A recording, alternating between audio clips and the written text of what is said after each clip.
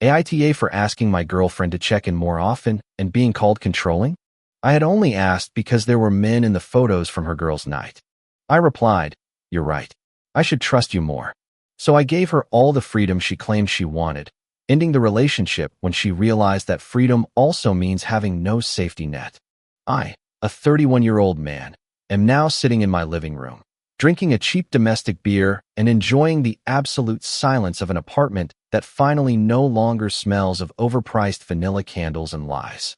To understand the level of absurdity of this past week, you need to know who my ex-girlfriend, 26-year-old Rebecca, was. Becca is fluent in TikTok therapy speak. Everything is a boundary. Any disagreement becomes gaslighting, and any expectation of accountability is toxic behavior. We were together for 2 years. I paid the rent, the utilities, the internet, and the lease on the Audi A3 she drove because her credit score was lower than the winter temperature in Minneapolis. She works part-time as a social media coordinator for a boutique. Basically, she posts Instagram stories for $15 an hour and spends the rest of her paycheck on impulse buys from Revolve. Last Tuesday was the catalyst. Becca said she was going out for a girls' night with her best friend, Lila. Perfectly normal. I stayed home, ordered a pizza, and played video games. Around 11 p.m., I checked Instagram. Lila had posted a story, a boomerang of the two of them toasting with martinis at a chic downtown lounge. Nice. Except in the mirror behind them, the reflection of their table was clearly visible.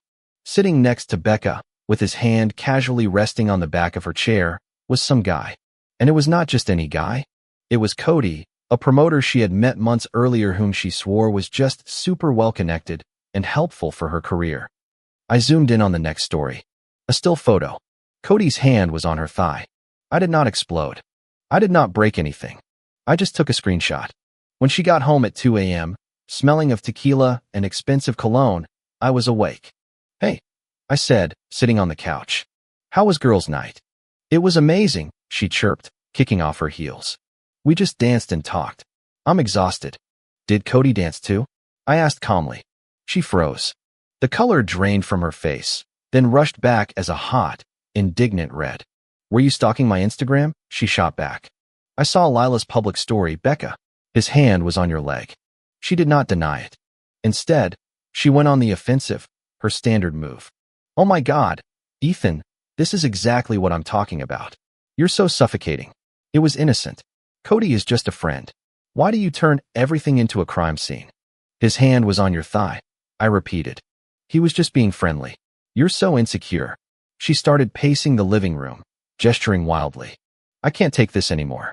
Your controlling behavior is suffocating me. I need space. I need someone who trusts me without checking up on me. I need freedom." She stood there, panting, waiting for me to apologize. Normally, that was the point where I would cave. I would say I was overreacting and buy some kind of makeup gift. But something in me snapped. Maybe it was the overdraft fee I had paid the week before because she used my debit card for an essential haircut. Maybe it was the lie. "You're right," I said. She blinked. Yeah, you're absolutely right. I don't trust you. And you shouldn't be with someone who doesn't trust you. You want freedom." I stood up and walked to the door. "Then you're free. We're done." She laughed. A dry, incredulous laugh. "Okay, Ethan. Enough with the drama. I'm going to bed." "No," I said, blocking the hallway. "I'm breaking up with you. The relationship is over. You want a man who trusts you? Go find one." "But you can't kick me out of here," she yelled. "I live here. You're not on the lease, Becca. You've never paid a cent of rent. You're a guest, and I'm revoking the invitation. It's 2 p.m. Go to Lila's place. Or Cody's, since he's such a close friend." She stared at me, realizing I was not bluffing. Then came the outrage. "Fine. I'm leaving. I don't want to be around your toxic energy anyway." She grabbed her purse and slammed the door. No suitcase, no phone charger. She thought she would be back in the morning after I had come to my senses. I deadbolt the door. Then I put on the chain. Update 1. It has been 48 hours, and reality has started to set in for her. The morning after she left, I received a barrage of messages. They were not apologies, they were demands. "Becca, 8 a.m. I'm coming by at noon to get my skincare products and my diffuser." "Becca, 8:05 a.m. and transfer me $200. I had to take an Uber to Lila's, and you owe me for the stress. I did not respond. Instead, I went to Home Depot and bought 10 large moving boxes. I spent the day packing up everything of hers. I am a logistics manager for a shipping company. I know how to pack things efficiently. Clothes in one box, shoes in another, that awful collection of beige hats in a third. I put everything in the living room. At noon, she tried to open the door. I had reprogrammed the smart lock via the app at 2:05 that same morning. She could not get in. She started pounding on the door. Ethan, open this door. My Sephora order is in there. I opened the door but blocked the entrance with my body. Hey, I said. Your boxes are right here. She tried to push past me. I'm not leaving. You're being insane. We just had a fight. We're broken up? I corrected. You said my controlling behavior was suffocating you. I've removed the control. You're free. I have nowhere to go, she cried. Lila lives in a studio. There's no room. Maybe Cody has space, I suggested. She shot me a death glare. Stop bringing him up. This isn't about him. It's about you illegally evicting me. I spoke with a legal aid contact this morning. I lied. I had not, but I know my state's housing laws well. She never established legal residency because she never contributed financially and is not on any utility bills. You're a guest who has overstayed her welcome. Here are your things. I started pushing the boxes into the hallway. I can't take all this, she wailed. I drive an Audi. It won't fit. Ah, the Audi. Right, I said. I took out my phone, opened my banking app, and canceled the recurring car payment transfer. Then I opened the insurance app and removed her name as a listed driver. You can take the boxes, I said. But the car stays. What? Her voice went so high only dogs could hear it. That car is mine. Is your name on the title? I asked. No. Is your name on the loan? No. Do you pay the insurance? No. The car is mine, Becca. I let you drive it because I wanted you to be safe. But since I'm so controlling, I shouldn't be controlling your transportation anymore. You can call an Uber. She looked at the car key in my hand, then at the boxes, then at me.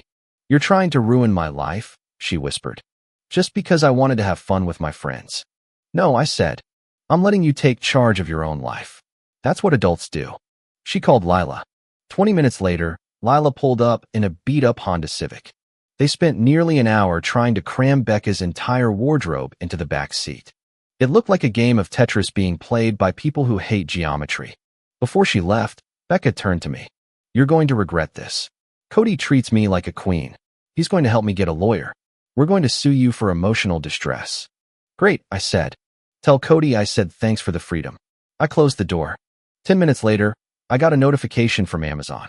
Charge attempt declined for $150. Apple Watch Series 9. She had tried to use the credit card on our shared Amazon account, the one where I was the primary cardholder and she was just an authorized user. I had canceled her card the moment she left with the boxes. I sent her a text. The cards are canceled, Becca. Stop trying to spend money you don't have. The reply was instant. You're financially abusing me. I poured myself a drink. I had a feeling the Cody era was about to run into some logistical problems. Update 2. It has been a week. The Freedom Tour is apparently not going as planned. I know this because my apartment building has thin walls, and Lila is a loud talker. 2 days ago, I was coming home from work. Lila and Becca were in the lobby. They were not there to see me. They were trying to get into the mailroom. Becca still had her mailbox key. I had forgotten about that. But I had already asked building management to change the lock. They were arguing. I can't handle sleeping on the floor anymore, Lila complained. My back is wrecked, and your cat keeps messing up my duvet. Becca was whining back. Well, Cody won't let me stay with him, Lila retorted. He said he lives with 3 other guys, and they don't want a girl around. I walked past them without a word. I just pressed the elevator button. Becca saw me and rushed over. She looked tired. The influencer aesthetic was already looking a little worn. Ethan, she said, using that soft, sad voice she uses when she scrapes the car's rims on a curb. Can we please talk? I'm busy, I said. The elevator arrived. She stuck her foot in the door. Please, I messed up. I was just stressed. I miss you. I miss us. You miss the apartment, I said. And the car, and the credit card. That's not fair, she cried. I love you. Cody was nothing. He was just giving me validation you weren't. So you were seeing someone else, I observed. It wasn't physical, she shouted. Doesn't matter. Look, Lila is kicking me out. I have nowhere to go. My parents said I can't come back to Ohio unless I admit I failed, and I can't do that. Please, Ethan, just let me stay in the guest room until I get back on my feet. I looked at her. I really looked at her. For 2 years, I thought she was out of my league. I thought I was lucky to have her. Now I just saw a 26-year-old woman with no real skills, no plan, and no gratitude, demanding a safety net she felt entitled to. No, I said. What am I supposed to do? She screamed in desperation. I have no money. I don't get paid until Friday, and it's only $400.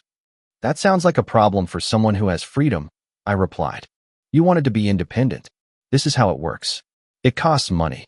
I gently pushed her foot away with my work boot and let the elevator doors slide shut. As the doors closed, I heard Lila say, I told you he wouldn't fall for that. You're going to have to sell the Gucci bag. I can't sell the Gucci bag, Becca shrieked. It's my entire identity. When I got to my apartment, I did a final sweep just to make sure nothing of hers was left. I found an emergency cash stash she kept inside a hollowed-out book. It contained $20. I put the money in an envelope and taped it to the outside of my door with her name on it. Yesterday, I got a call from an unknown number. It was Cody. Yo, dude, he said. He sounded exactly like a guy who wears sunglasses indoors. Look, Becca is freaking out. She's at my place right now, crying. You need to handle this. You can't just throw a girl out on the street. She's at your place? I asked. I thought you didn't want a roommate. I don't, he said quickly. That's the point. She's killing the vibe. She keeps talking about rent and lawsuits. You need to take her back. She's your problem. She's not property, Cody, I said, savoring every second. She's a free spirit. She chose you. You won. Enjoy your prize, dude. I don't have the money to support her, he blurted out. She wants to go to Nobu tonight because she's sad. I work part-time at a juice bar. Tough break, I said. Maybe you two can split a wheatgrass shot. I hung up and blocked the number. Then the dirty trick started. This morning, I woke up to an email from my landlord. Subject: noise complaint and unauthorized subletting. Dear Ethan, we have received a report that you may be operating an unauthorized short-term rental in your unit and that there have been domestic disturbances. She reported me. She tried to get me kicked out of my own apartment to put me in the same situation she was in. I went straight to the management office. I showed them the texts. I showed them the timeline. I explained that a bitter ex who no longer lived there was trying to cause trouble with false complaints to the homeowners association. The building manager, a woman named Denise who has seen it all, just sighed. Is it the one with the spray tan? Yeah. She tried to get a spare key yesterday, claiming she'd lost hers. I told her she wasn't on the lease. She started screaming that I was upholding the patriarchy. Sorry about that. We already changed the locks, and she no longer has access. Don't worry, Denise said. I'll flag her file. If she shows up here again, we'll treat it as trespassing. Becca tried to burn the house down because she could not live in it anymore. I just got a notification on my phone. Car insurance app. Policy update. Vehicle Audi A3 reported stolen. She did not actually report it stolen. She called the insurance company pretending to be me. She knows my social security number. She probably thought it would get me pulled over by the police or just cause me a massive headache. Except it backfired. I have voice verification on my insurance account because of past identity theft issues. The call was immediately flagged as fraudulent. I am currently on the phone with their fraud department. I am filing a report for attempted fraud and identity theft, not necessarily to send her to jail, but to get it all on the record for when she tries something else. Update 3. Final. It has been a month since the infamous girls' night. The dust has settled, and the silence in my apartment is no longer eerie. It is peaceful. Here is the final damage report. After the insurance fraud attempt, I filed the report. A police officer paid a visit to Lila's apartment, where Becca was officially squatting. She was not arrested, but she received a very clear warning about filing false reports and identity fraud. Facing a uniformed officer in a hallway that smells like a litter box seems to have been her reality check. Becca finally understood that I was no longer her safety net. I was an electric fence. She ran out of options. Cody vanished. Shocking, I know. Lila kicked Becca out after 2 weeks because she refused to look for a job outside of her field and could not pay her share of the bills. Apparently, Lila also got tired of Becca borrowing her clothes without asking. So, Becca had to make the one call she swore she never would. She called her parents in Ohio. I know this because her dad called me. Franklin is a decent guy, a retired mechanic who always thought Becca was a little too fancy for her own good. Ethan, he said, his voice weary. She's coming home. I'm driving down with the truck to get her things. I'm sorry, Franklin, I replied. Don't be, he grumbled. She told me some wild story about how you mistreated her, locked her out, took her car. But I know you, kid, and I know my daughter. I asked her straight up, were you unfaithful to him? She got real quiet. That was all I needed to know. Franklin showed up last Saturday. He looked around the apartment, saw the neatly organized boxes still sitting there, and just shook his head. She threw away something good, he said. She wanted freedom, I replied. What she wanted was a free ride, Franklin corrected. She's going to be working with me at the garage, answering phones. Minimum wage. She's not going to like that one bit. He loaded the boxes into his truck, shook my hand, and left. I did not see Becca. She sat in the cab of the truck the whole time, wearing sunglasses, refusing to even look at the building. But the final act of entitlement arrived in an email 3 days later. From Rebecca. Subject, closure. Ethan, I'm writing this because my therapist said I need to speak my truth. You hurt me. You took away my home, my car, and my dignity, all because I made one mistake. You clearly never loved me if you could discard me so easily. I'm in Ohio now. It's awful. I hope you're happy in that empty apartment. You might have money, but you have no heart. Cody might be broke, but at least he made me feel wanted. Please forward my Sephora orders. And if you have an ounce of soul, you'll Venmo me $500 for the furniture I helped pick out. It's only fair. Goodbye, Becca. I read it, drank my coffee, and replied. Becca, I did not take your car. It was never yours. I did not take your home. You walked out of it. I did not take your dignity. You left it at the lounge with Cody. The furniture you picked out was purchased with my credit card. You chose, I paid, and it's still mine. I have marked your Sephora mail, return to sender. Good luck at the garage. Ethan. There was no response. Yesterday, I went to the grocery store. I bought the expensive steak. I bought the expensive beer. I bought a new blanket for the couch because the old one reminded me of her. I sat down, ate my steak, and watched a movie without anyone pausing it to check Instagram or complain that the lead actor was problematic. I opened my banking app. For the first time in 2 years, my savings account balance had gone up significantly this month. Freedom is not doing whatever you want without consequences. Freedom is realizing you no longer have to pay for someone else's mistakes. She got her freedom. I got mine. And honestly, mine tastes a whole lot better. Comment. Watching a story like this can really make you think about the lines we draw for ourselves. It reminds me that protecting your own peace is not selfish. It is a fundamental act of self-respect. Setting firm boundaries can be difficult, but it is often the first step toward genuine healing. True kindness is not about endlessly giving until you are empty. It is about offering compassion without sacrificing your own well-being in the process. We cannot build someone else's happy life at the expense of our own. The silence that comes after the storm is not emptiness. It is the sound of your life returning to you. I hope this encourages you to choose your own peace, whatever that looks like for you. You deserve a life that feels calm and secure. Remember to be as kind to yourself as you are to others. If you liked it, don't forget to leave a comment and support the channel by subscribing. See you in the upcoming stories.